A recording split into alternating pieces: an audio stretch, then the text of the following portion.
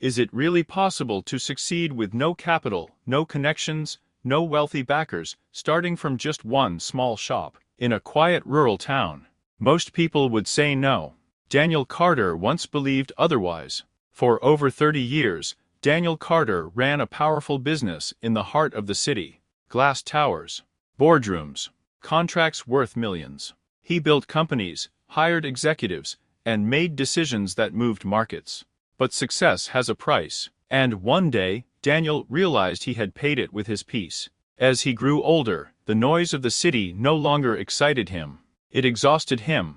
So he made a quiet move, handed the company to a trusted director, and left everything behind. No interviews, no announcements, just a small rural town and a tiny convenience store he opened for himself. Daniel didn't tell anyone who he was. He opened the shop in the morning, closed it at night, and lived simply. One afternoon, while walking through a local market, he noticed a young man selling street food from a small cart. Nothing fancy, no branding, no big sign, but the smell stopped him.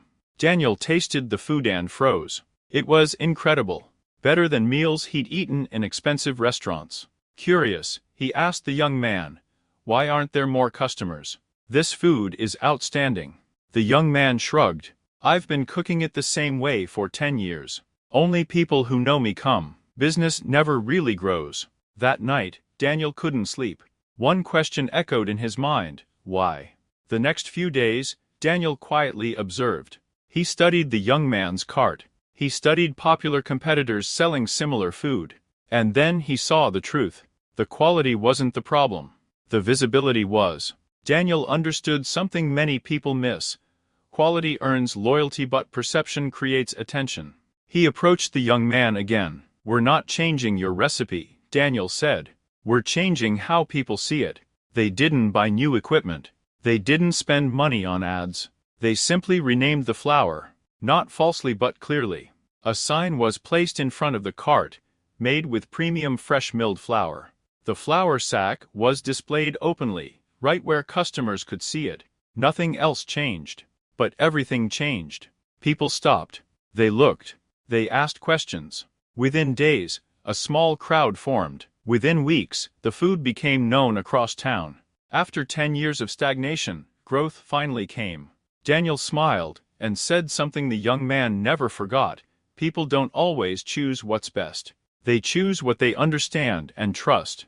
No big money was involved. No powerful connections. No shortcuts. Just experience, clear thinking, and relentless honest work. From a single food cart in a small town, a real business was born. And Daniel Carter was reminded of a truth he'd learned long ago. Your greatest asset is not your capital. It's your understanding of how people think. And as Daniel Carter looked at the small crowd forming around that once forgotten food cart, he understood something deeply important. Success didn't come from money. It didn't come from luck. And it didn't come from connections. It came from clarity. He turned to the young man and said quietly, "If you want success, listen to this story again.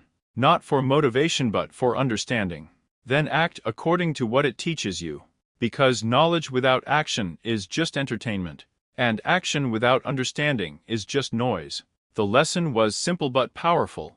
If you want to succeed, don't copy results. Copy the thinking behind them. So if you're standing at the beginning of your own journey with limited resources, no support, and doubts in your mind, listen to this story again. Then move.